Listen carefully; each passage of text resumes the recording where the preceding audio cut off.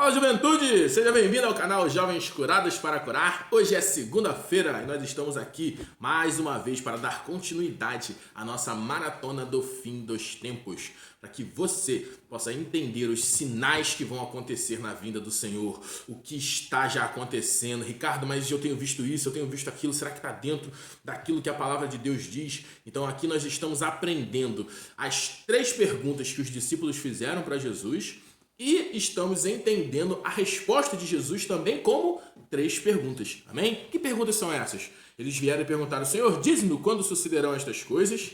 Que sinal haverá da tua vinda e da consumação do século? Amém? Então Jesus aqui está respondendo toda essa pergunta em 3 respostas diferentes. Então hoje nós vamos falar sobre a parábola dos talentos. Então corre aí, pega na tua Bíblia, Mateus 25. Amém? Mateus 25, vai aí, crente, vai. Vamos lá, Mateus 25, do 14 em diante. E nós vamos ler o seguinte, amém? Vamos lá? Ele diz assim, ó: pois será como um homem que, ausentando-se do país, chamou os seus servos e lhe confiou os seus bens. E a um deu 5 talentos, a outro 2 e a outro 1, e cada um segundo a sua própria capacidade. E então partiu. E no 16 ele vai dizer: o que recebera 5 talentos saiu imediatamente a negociar com eles e ganhou outros 5. Do mesmo modo, o que recebera 2 ganhou outros 2. Mas o que recebera 1, saindo, abriu uma cova e escondeu o dinheiro do seu senhor.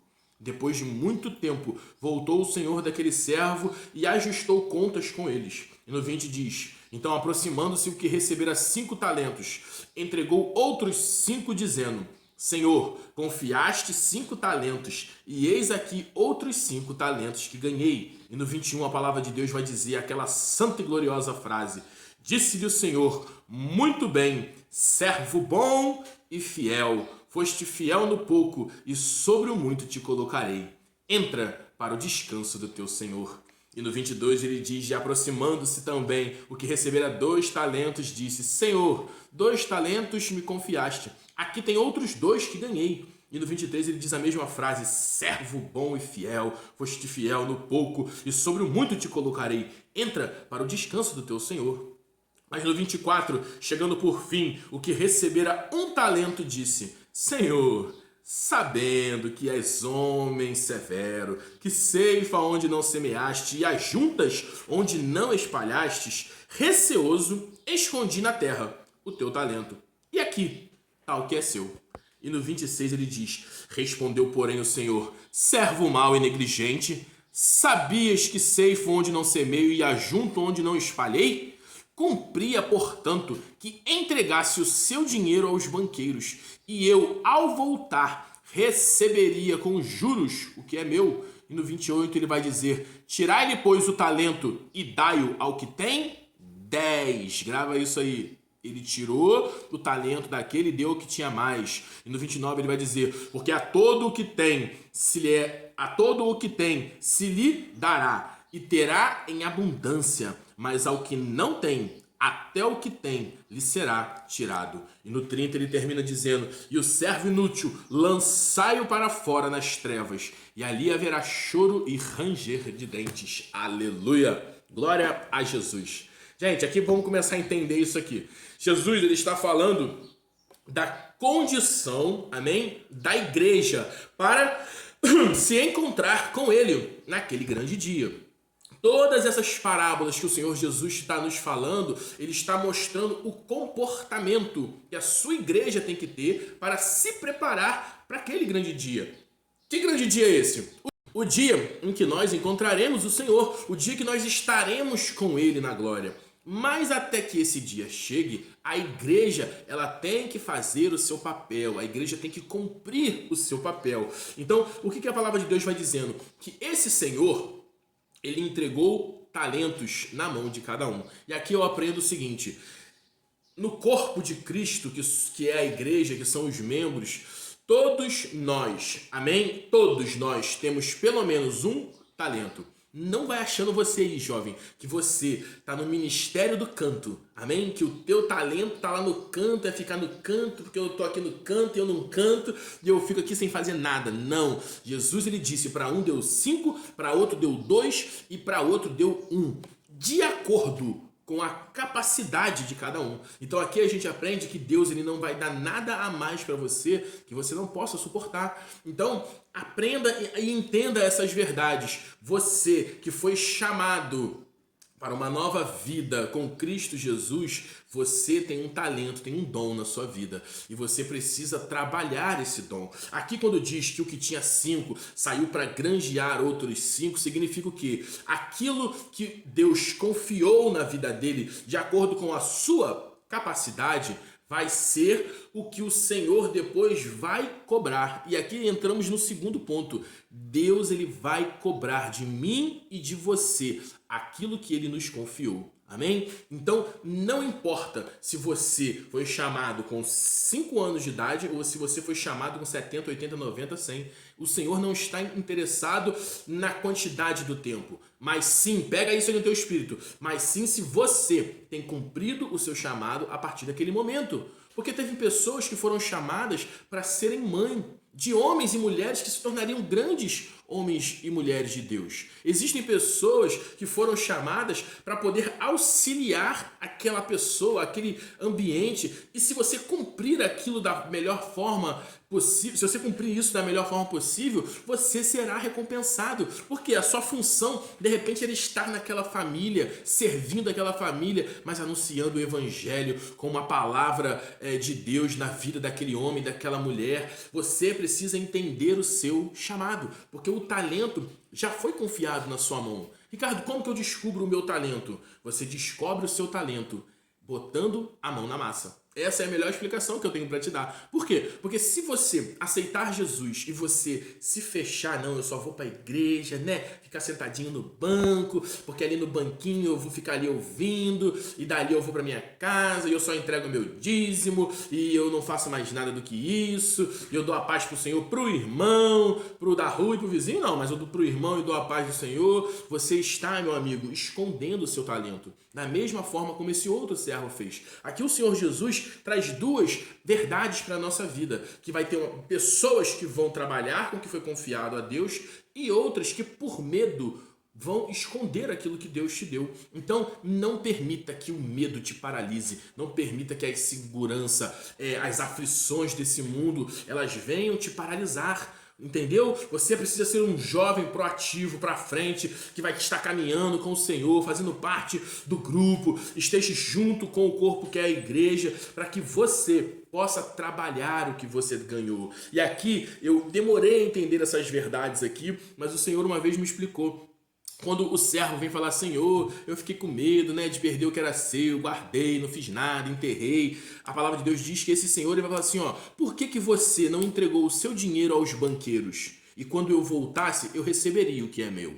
Então, o que é os banqueiros? Porque aqui Jesus ele não está falando do banqueiro literal, ele está fazendo uma comparação, para que você entenda. Amém? Não é contraste aqui é comparação. Porque ele está falando assim, ó, se você pega o meu dinheiro e entrega aos banqueiros, eles iam pegar o que é meu e iam multiplicar aquilo que é meu. Então, se a gente não está falando de dinheiro físico, a gente está falando de capacitação, de habilidade que o Senhor coloca na nossa vida como um dom, um talento, para que você possa usar isso. Quem seria o banqueiro que iria pegar o seu talento e iria criar juros nele, iria aplicar ele da forma correta?